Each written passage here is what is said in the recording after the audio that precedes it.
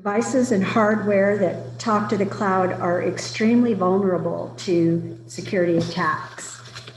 Dave Petree will moderate this panel of product developers and cybersecurity experts. Dave is a recognized expert in cybersecurity and has been speaker at multiple events, including the United Nations Summit on Cyberspace. So Dave, I'll hand it over to you. You've got the mic.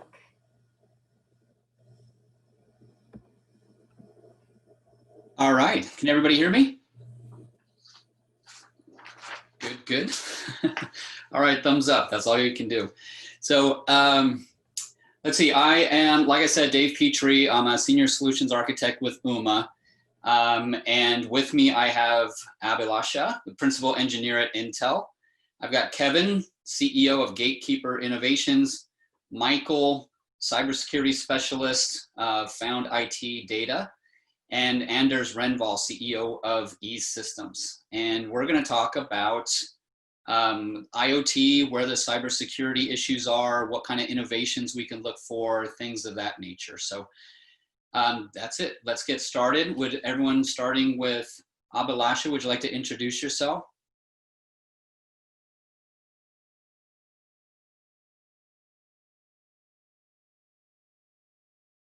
I think you're all muted. Now we can. I wasn't there we able go. to unmute earlier. Can you hear me all right? Yeah. Thanks. Hi, I'm Abhilasha. I'm a principal engineer at Intel. I work on hardware-based security and virtual. Get to work on a lot of usages related to PCs and the end-to-end looking at compute holistically, and we look at not just the performance and stability, but also the related security and manageability. How do you have trust on the platform? So I'm really happy to be here because we, by nature of our work, are thinking 5-10 years ahead. So it's not about just meeting the current needs of what we need to do most immediately, but looking at innovation and literally being on the cutting edge of computing. So great. Great to be here. Okay, and how about you, Kevin? Yeah, hi everybody. My name is Kevin Kane. Happy to be with you all. I'm with Gatekeeper Innovation. We are about a 5-year-old company here in Sacramento. We offer a solution that helps to store prescription medications safely and securely, both in transit, so during mail orders, as well as when they're in the home. We actually have a program right now with Western Health Advantage where they're providing our security cap with every controlled substance that they dispense. We're also moving into an adherence solution, which is our IoT solution as well, that encompasses NFC technology that enables people just to tap their phone on the top of their cap and it registers a dosage of their medication that gets integrated with the EMR. I've been in the Sacramento area for a long time and part of the SAC Angels as well, and this is my, I think, 10th startup. I've gone through 9 liquidity events, 7 as an officer and an operator with IBM, HP, Trimble, and a few private equity firms, and then twice as an advisor with Computer Associates, if you remember who they are, and then Dominion Enterprise. That's me. Awesome. Okay, and let's see, Michael, you want to speak about yourself real quick? Thanks, David. Michael Reese, good afternoon. CEO and founder of Found Data Cybersecurity. I act as a virtual CISO and a virtual CIO for companies that are smaller who can't afford to hire a CISO or a CIO. Been in the field, IT field, for over 26 years now, and in the cyberspace for about 15. So thank you. Great, thank you. And Anders, CEO of ESystems, you want to chime in? Absolutely. My name is Anders Renvall. I'm the co-founder, CEO of ESystems. I'm also the system architect. I've worked in the industrial control system arena and with safety and security alarm products for, well, since the early 90s, essentially.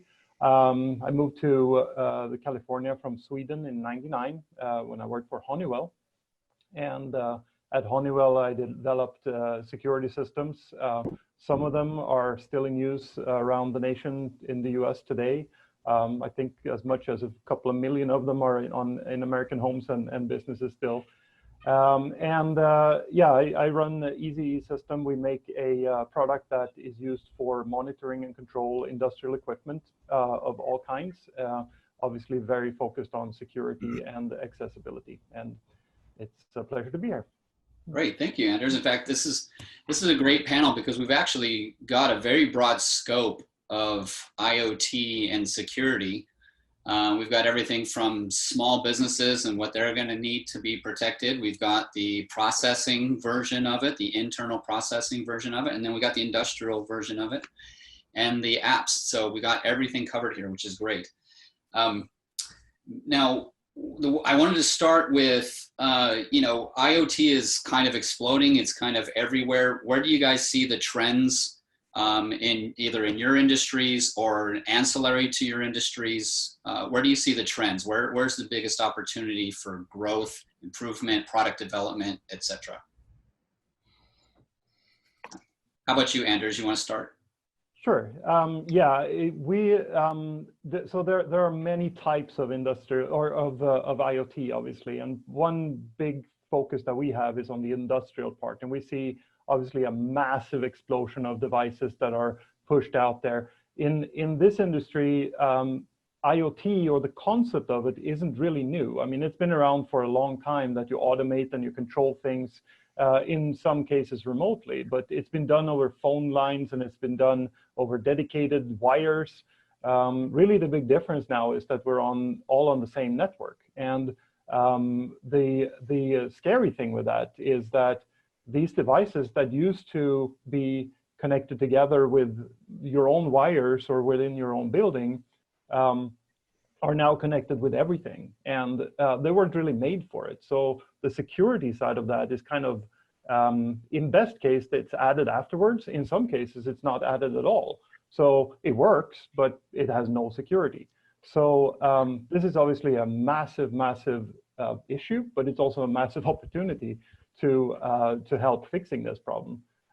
So yeah, I think from a money point of view, the industrial and the commercial side of IoT is really, really exciting, in contrast to the consumer level stuff, which is also exploding, but for maybe different reasons.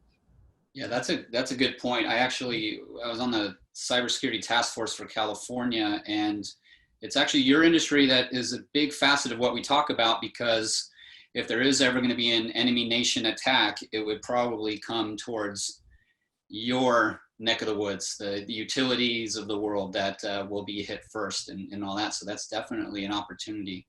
What about you, Michael or Kevin? Do you have anything to add? So yeah, I have a couple of clients seeing a huge growth on like multifamilies, an apartment type complex, or you have senior living that have a lot of medical devices and types. Those are now being brought into a production network, right? And a lot of folks don't think about, you have to segment that, right? Because it's an IoT device, and you throw it on your production network, and guess what? Now people have access to it. So we're seeing that growth just grow throughout the community. Yeah, I can see that. Kevin? Yeah, the only thing I would add, excuse me, in the lens that is healthcare, there's an awful lot of concern with regards to HIPAA and whatnot, and different patient information being sniffed. And so that's a serious concern. And I think the good news is there's been a lot of, as I'm sure all of you know, there's been a lot of activity already in this space with Fitbits, these other things that people are tracking different things, and with the iWatch and what have you. So we know there's ways in which we can ensure that we can protect it, but we're also going out of the way where we want to make sure that as we engage, that we're being mindful that that there's always a way to beat a system. And so we want to make sure that we're able to be careful on how we what information we do capture, what information we do transmit. Yeah. Sorry, go ahead, Dave. Yeah, well, actually, I was going to, save the best for last. I want to see what trends do you see, Abhilasha, and we'll go into how you're addressing those, but what trends are you seeing? I mean, you're working at Intel, you've got futurists there that are kind of guesstimating on where things are going and so on and so forth. So I'm curious to hear your stake. Yeah, definitely. And I think some really good points, like as Anders, you were referring to the zero trust, like, hey, we're not within the perimeter. And as Michael, you know, the ability of the, you know, the senior living and Kevin also highlighted the healthcare pieces. Just close to home, like just as part of some of the efforts we do with the community, we went with a group of kids to a senior home. I'll keep the name private, but the ability to just scan the devices just with your phone or a very easy compute, and then you get all the devices start popping up, and you can see their, you know, all the device IDs, you know, the protocols, and the amount of how vulnerable the framework is, it becomes pretty obvious. So there is definitely, you know, this need for, if you want to buy a new gift, it would be a photo frame which has full connectivity, or every single Yes. thing will be connected. We want to compute everything and do that. Now, we don't want to hinder that. We don't want to say, hey, now let's go into the woods and do nothing. But the ability to give the user a choice, and one thing we do as part of Intel, and I think we'll be talking about more, is having security by design. You know, it has to be built in, safe defaults, you know, have the compute model protected by design. And we can talk about it more as we go. Yeah, it's funny you mentioned that. I saw that the other day, and my poor kids, their dad is in cybersecurity and their mom is in diabetes, so they don't get to eat anything good. They don't get to do anything on their phones. And I saw that commercial with the frame, the digital picture that comes up, and it says, anybody you could email to this frame. And I was like, are you serious? That's a terrible idea. But at the same time, the consumer in me was like, well, that would be pretty cool for me to get for my mom or whatever. So yeah, we've all been there. So, all right. So for me, I also see trends in obviously automotive, which has its major risks, right?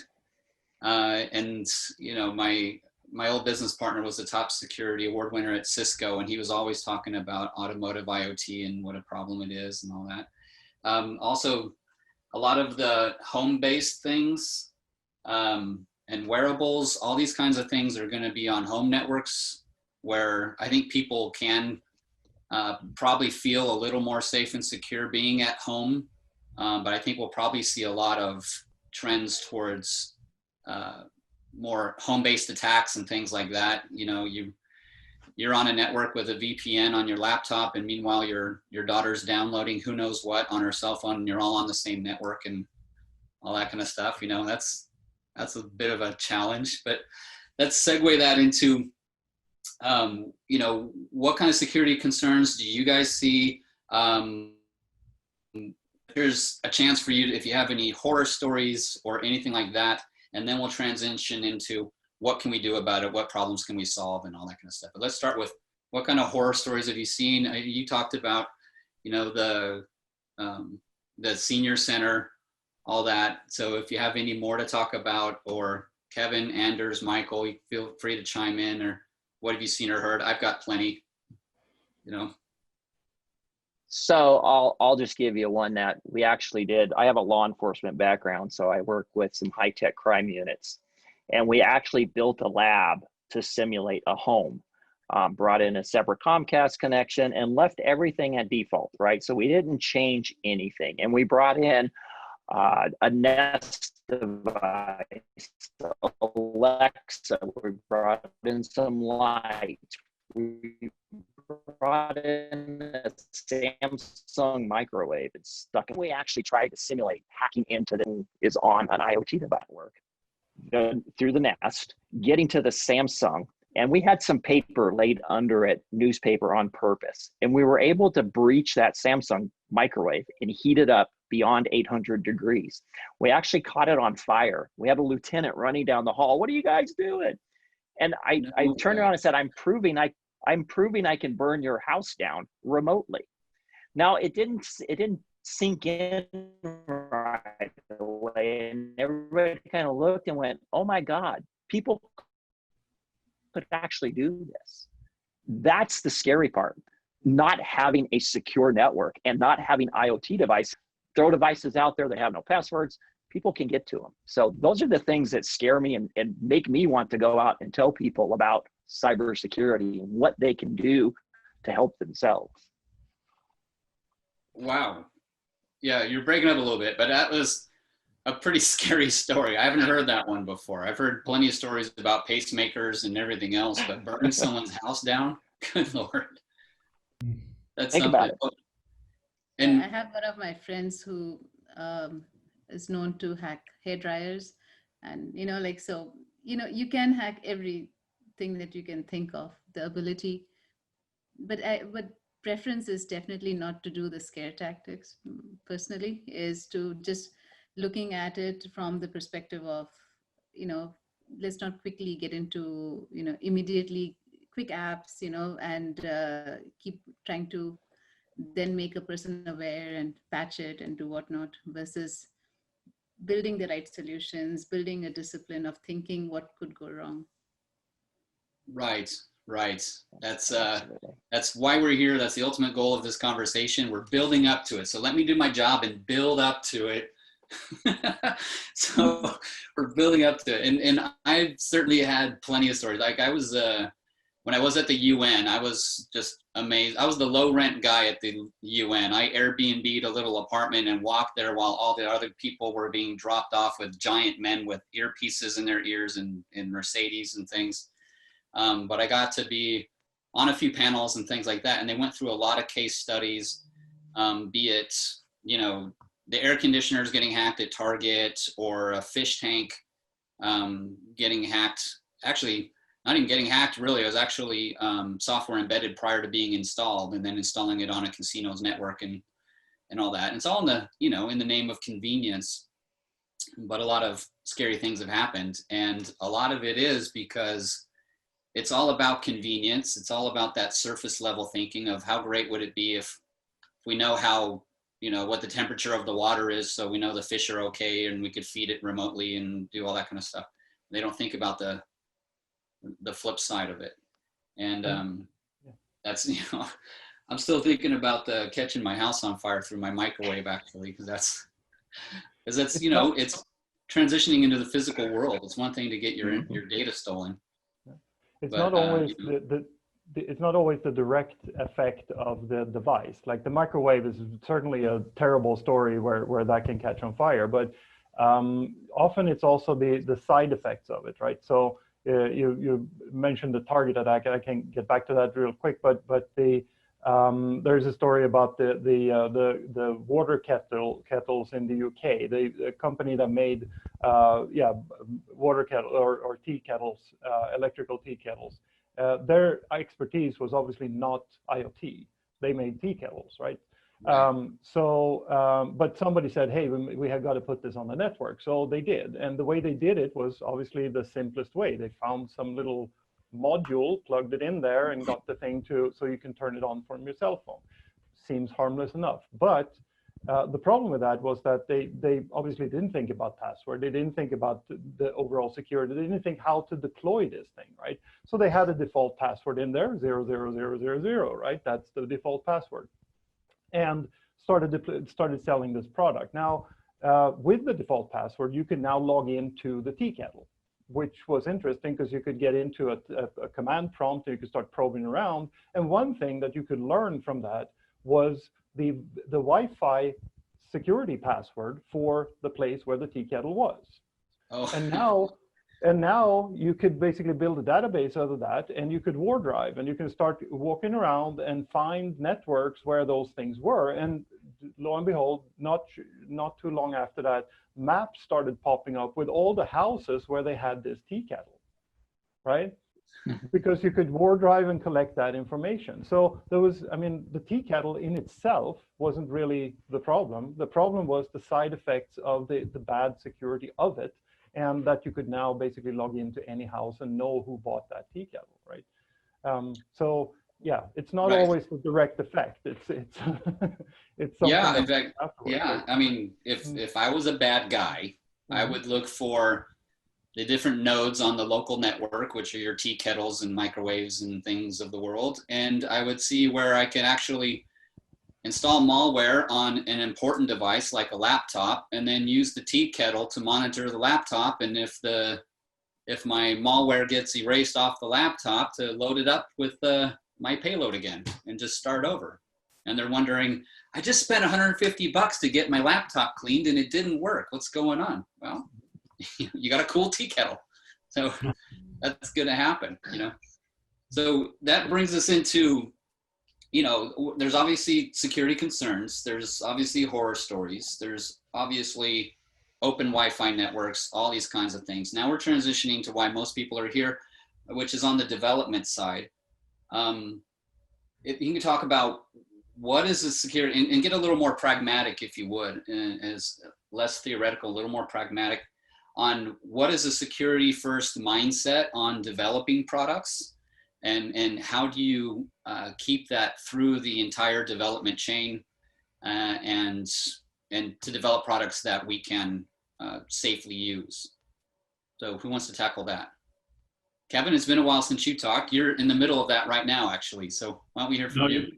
You're right. I am in the middle of that right now, and and I'm probably that I consider myself a technologist, but I don't develop. So bear with me as I use very fundamental terms with regards to cybersecurity and how we're approaching that. But the good news is that we've chosen a very good outsourced vendor who's done a number of developments in the medical device arena. So they're well equipped with the idea of how to ensure there's integrity in the application as we build it out. And given the fact, once again, we are talking about integration with EMRs and EHRs, so that right there is patient history. And we're also talking about what kind of prescriptions they're actually ingesting, and we're going after specifically the controlled substances market. We feel that's the one market that should be secured the most when we're trying to store medications at home. And so through the process, we've had that discussion with regards to how do we make sure that we're being mindful of implementing the right protocols and the right safeguards to ensure that, you know, the initial phase is going to be very, very rudimentary. We're not going after the patient record number and a lot of very data points that could be held to someone individual or some account number. It's intended to be very innocuous to some degree. It's this medication that's being consumed, that's about it. And so as we begin to test the market as we go out, because this is a new technology, not a lot of people have the idea of an IoT device is a cap on your medication. It's a new kind of a model. So we want to see how the adoption goes and what kind of information we can begin to go back and forth. Because with the integration with the EMRs, we also can have integrations with the pharmacists where now reordering of that medication can be done. And that gets concerning if you can hack into that system and change the milligram or change the protocols as to how often you take that, or even change the actual medication. So we're very sensitive to it. I'm not the person to talk to you about what we're doing specifically about how to prevent that. I can just tell you that the teams that we've interviewed, two out of Vancouver, one out of all places, Poland, all of which have stellar backgrounds in medical device development, and we've talked to their references, and we walked through the cybersecurity discussion and all that, and we know that we're in good hands and following the right protocols. But even with that understanding, we're ensuring as we go to market, we don't come all out at first. We want to test and begin to do some security tests as we do. So as we add more features, we know that those features are going to be well protected. Yeah, that's, you know, with electronic medical records, when you kind of touched on something I just got done with. I just got done working with the head hospitalist at the Mayo Clinic, and we were developing an app that analyzes your DNA test. And there's about 810 different DNA genetic anomalies that we can look for and then develop kind of a medical plan around that, like what disease states you got to look out for, things like that, what tests to run, all that kind of stuff. And we ran into the same issue where, wow, we're really getting into some areas where it can affect people's health or worse. And, you know, and that's always a concern. One of the things that we looked at is just making it a one-way conversation right now. That's what you're spot on. That's what we're looking for, more of a push, not a pull.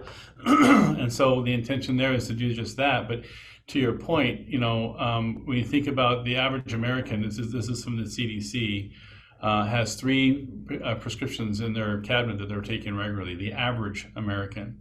And so that's some interesting data that you want to protect, right? And I want to make sure that there's also not the potential for interactions that could be life-threatening. And so to your point with regards to having one direction, that's kind of the intention of this phase 1, is to really minimize what we're trying to go to market with, and making sure that we can then begin to see the traffic, begin to see the adoption, begin to see where there may be some vulnerabilities, test those vulnerabilities so we can start plugging those holes before we begin to add more layers of sophistication that then gets into more layers of privacy. Oh, you bring up a good point, and I'll ask some of these other guys that have developed products around this. I've developed a few, and the security aspect isn't really touched on. Maybe it should be more integrated into each iteration of like your agile, life cycle or whatever. And like that iteration, when you come back around, is like the baseline, and then you're adding feature sets and all that, and you're hitting that security sector. Like, how have we touched that? How are we abating this? All that. And you always get the most pessimistic guy on the team to be that person and develop it that way. So for those that have been building product and all that, how have you integrated security into that? Do you think you can do a better job? What would you differently? If I may, it's really great to see the amount of effort you're putting at the application side, as you're building the software and application products.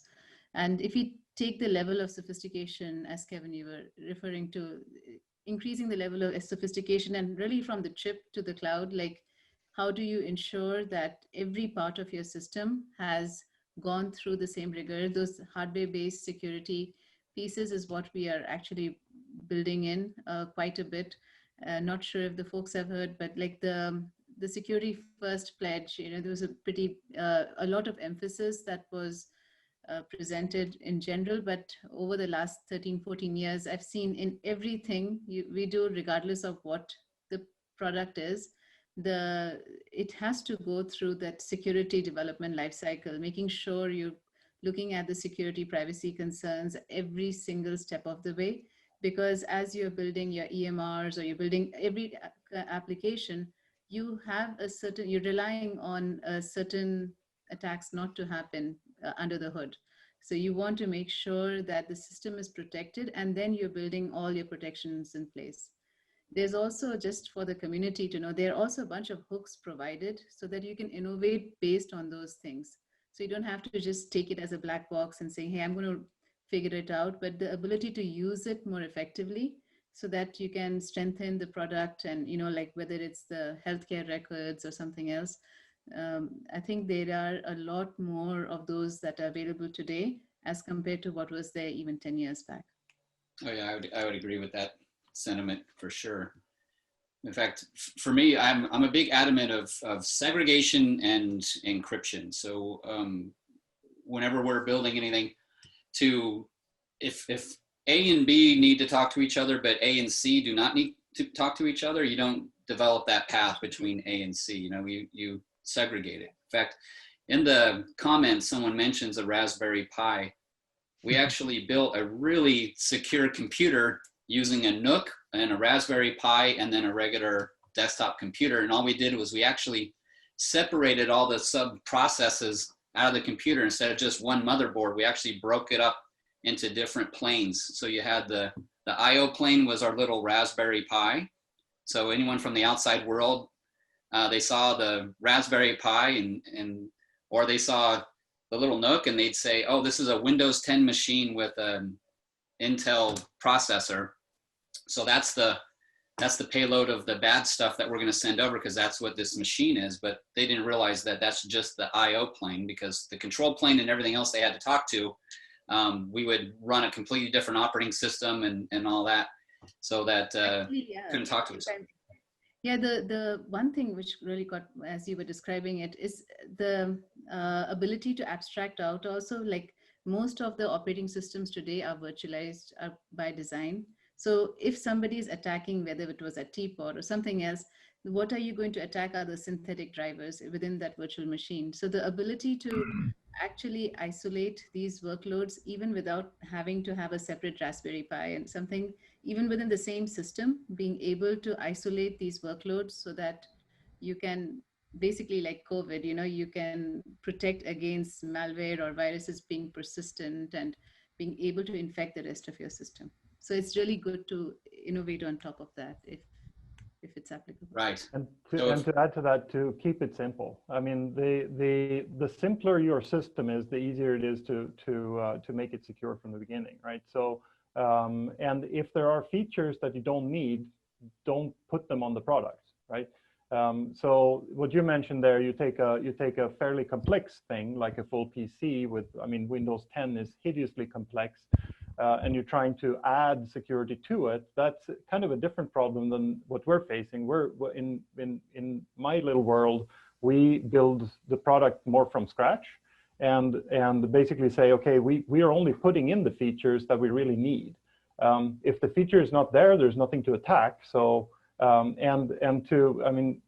we mentioned a few times finding things on the network. That is one thing that our product doesn't even allow, because you can't ping it. It doesn't support ping. It doesn't have that code in it, right? So it doesn't care. You can try to reach it all day, but it won't reply because all it knows is to contact our servers, right? So if you have the benefit of being able to build your system from scratch, you can do things like that. That is much, much harder to remove from something like a Raspberry Pi or a Linux system or an existing PC than it is from, like we do, just to not put it into the product from the beginning. Oh yeah, well that's actually a great segue into my last point, because we're getting close on time, was, you have the luxury of you're building this from scratch, but there are, millions of different systems out there that are legacy systems that were built prior to security even being a afterthought. And so how do we address that? Because obviously they're not going to forklift all that overnight. So how would you suggest that we deal with that? Perhaps, let's see, maybe Michael, you want to jump in there, or anyone else?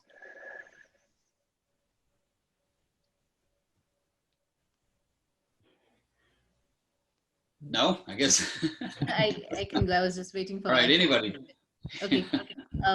So just in general, this group, as the focus here is innovation, and we're continuously looking at how to innovate and address all the different changes that we are seeing today with all of us working remotely. And the thing is that unless we do that, the attackers adapt really, really quickly. They're looking at, we may go slow, but they're going absolutely as fast as they can. And I've seen some really interesting ways of like getting, if like Murphy being the best, like it's just like a chess game.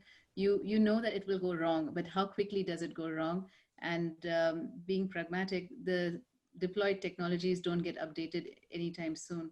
So I think when we innovate, if we put into perspective that we need to support legacy solutions at the same time as a new solution, we can't expect to start from scratch, as you said, Dave.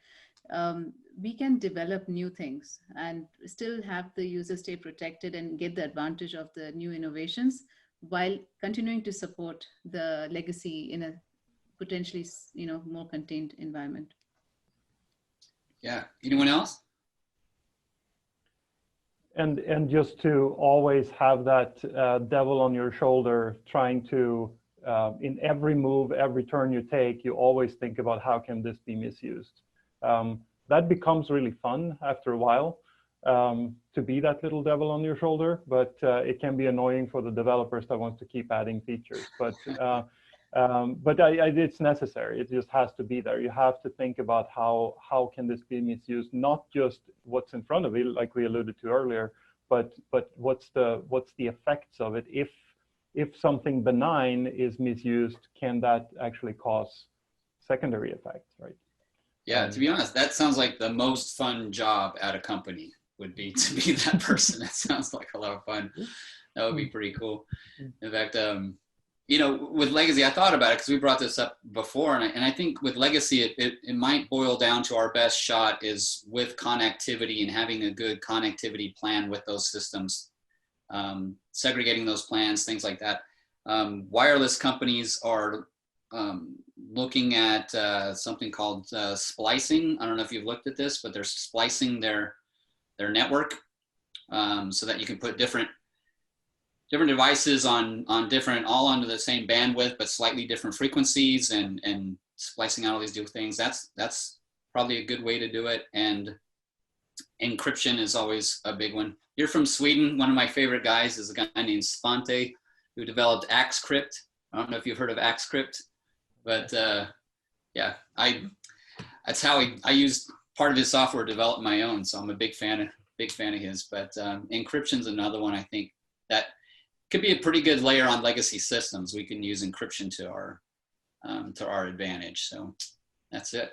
So Good point. Laura, do you want to open up any questions? We're pretty close to time, but maybe we can get a few questions in. Okay, so you have about 12 minutes left. And audience, if you have questions, we'd appreciate it if you would put them in the chat, or not in the chat, excuse me, in the Q&A box rather than the chat. That's at the bottom of your screen. I actually love what Dennis said. He said, in quotes, if it's working, it doesn't have enough features. That's perfect. Good point. That is a good point. While we wait for the audience to think of questions, do any of the panelists have something they want to add, maybe that hasn't been asked yet? No, just a very simple thing on you mentioned slicing, and that got me thinking that one really simple tip for the regular homeowner is what you can do is to get a second cheap Wi-Fi router, and then you take all your control devices, your smart home stuff, and put that on the second Wi-Fi network. That way, you're separating your normal day-to-day traffic from your smart home, and at least it gives you it's a little harder now to get to your PC from if something on your smart home system gets hacked, because the smart home system is probably vulnerable. That, like we talked about here, there are lots of scary stories about it, and just keeping it separate would help. Yeah, good point, Kevin. That's yeah. We always talk about segmentation, right? Slicing, segmentation. Now, if you can actually physically put that on a separate network, you're going to be much safer. Oh yeah, So, very good point. I'm a solutions architect with Ooma, which is mostly VoIP phones and wireless internet, all this stuff. And we have this tiny little tabletop access point, and it's got 6 different networks available to it. So you can have 6 different networks, 6 different passwords, 6 different everything. And you know, these doctors, you go to these doctors' offices and they just give out their Wi-Fi password to every schmo that comes in, and like crazy. Yep. And it drives me nuts. But yeah, it's like $15 a month and your whole problem's solved. So call me. No, I'm just kidding. Yeah. So yeah, segregation is huge. So Abhilasha, right.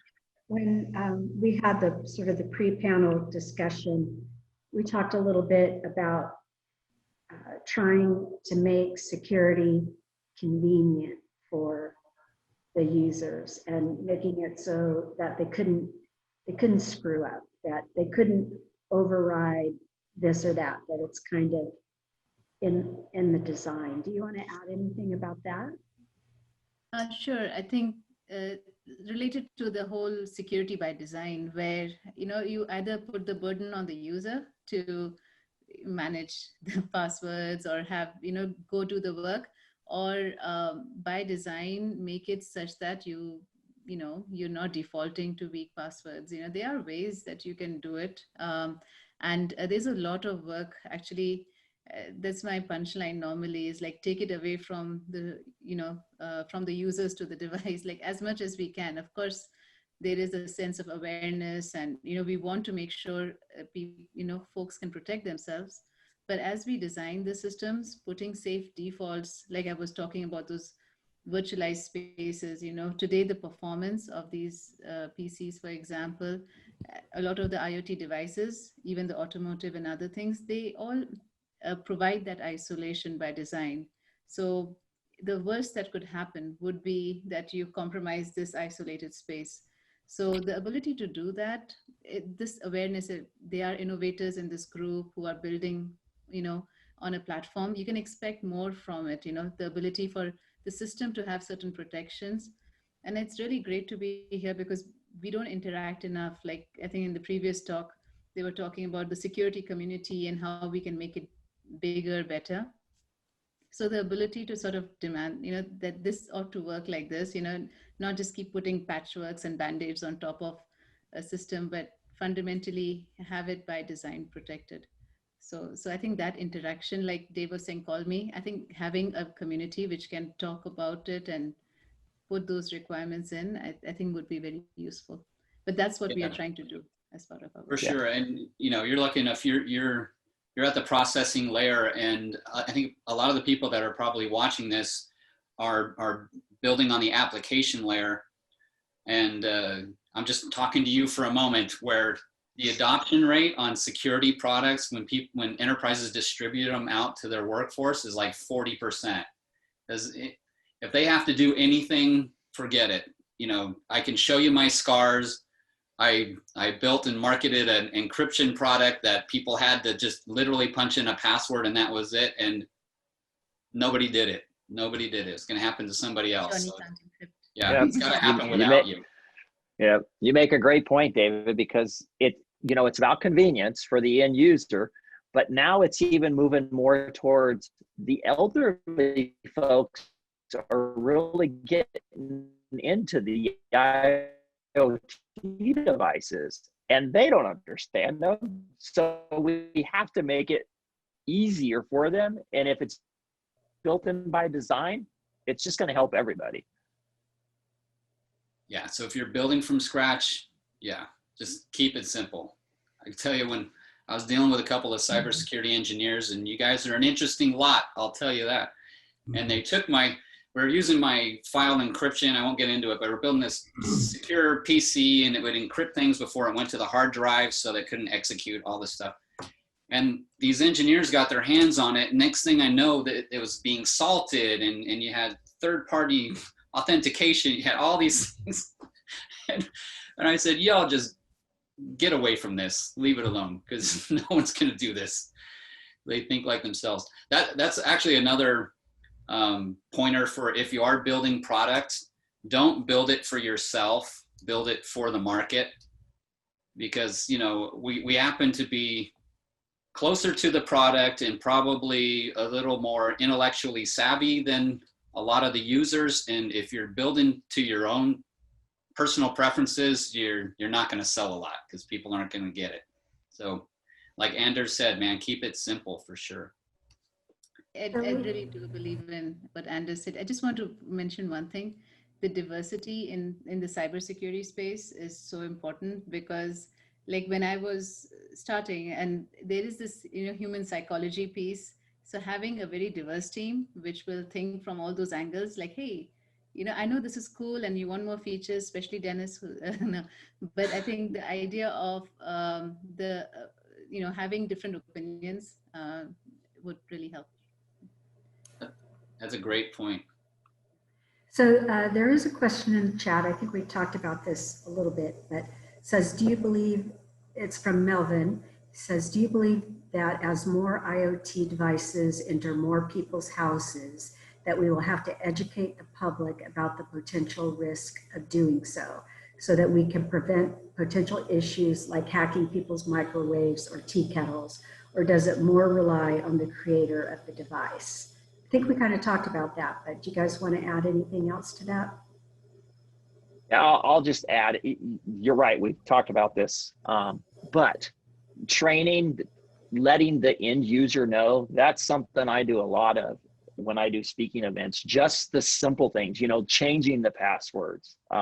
Those things get missed. So again, if we can build that in at inception, it'd make it a lot easier for the end user. But we have to preach what's happening today and let them know.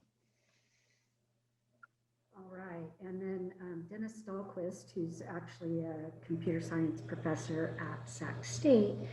I guess they're questions, but maybe there are ways to ensure security. He says biometrics, embedded security into IoT, dual authentication for IoT. Would these help? And then cloud security. Any comments on that? Sorry, go ahead, Dave. Yeah, I'll comment that, you know, biometrics and facial recognition and a lot of these things have come a long way. Also, blockchain can be used in some of these devices, which would be really, really helpful. Because, you know, you can't get away, you use blockchain, you can't get away from your record, it's obvious. And that kind of multi-level of authentication that you can do with blockchain would be really, really cool. I use GPS geofencing as one of the authentications for decrypting software. So if you want to do a password recovery on encryption, you could do so if you're, you know, at the corporate office and that kind of stuff. So there's innovative ways to do that. And those kind of creative things are fun to come up with when you're building the product and dealing with security. What do you guys think? I'm talking a lot. Yeah, I enjoy biometrics a lot too. I've been working on it for quite some time. And one of the things is having the strong authentication, like you just said, but also preserving the privacy so that we can locally authenticate and globally authorize, you know, meaning that it doesn't leave your system. If it's your fingerprint, it stays even within the chip of that system. It doesn't even go to potentially vulnerable software. The ability to protect your privacy while making it easier for people to use their biometrics is definitely something that we've made a lot of improvement over the years, and hopefully we can do more in this. So that's great to hear for what it's worth, because we one of our patents includes biometric connectivity with our caps and what have you, and we when we researched it, we learned that the challenge with a thumbprint or a fingerprint is not as stable as what you have with facial recognition, only because it's that connectivity, and whether your hands are wet or dirty or all kinds of things that just come into play. And our biggest concern was, for our application, we don't want to prevent someone from accessing what they're trying to access. And so why the phone became an interesting option is because now we're just building off of that authentication of the facial recognition of the phone. And so I like the idea of biometric because there's other applications for that downstream, but it's interesting to hear that it's come a long way, because when we researched that going back maybe 6 so months ago, that was the overwhelming feedback we got from the vendors we talked to, was it's best to go with the facial recognition. That technology is accelerating to such a degree that it's outpaced that of biometric. And it's good to hear maybe that's changing, because it's nice to have options. Yeah, and also the diversity in testing. Also, there's a comment on the thing. It may work for certain community, it may not work. It depends on where it is targeted also. So yeah, I think it's definitely something. And just the phone thing was funny because everybody's got phones in their pocket. It's like, I don't have a pocket. So it's different things. The biometrics are definitely probabilistic, but there is a combination. The multimodal authentication is definitely where it'll land up. Well, with that, we've run out of time for our panel. It was a very interesting discussion. I bet nobody in the audience will ever look at their microwave the same way again. But it comforts me to know that product developers like those on this panel have a security first mindset. So thank you very much, Dave, for moderating the panel. Thank you, Michael, Abhilasha, Anders, and Kevin for participating.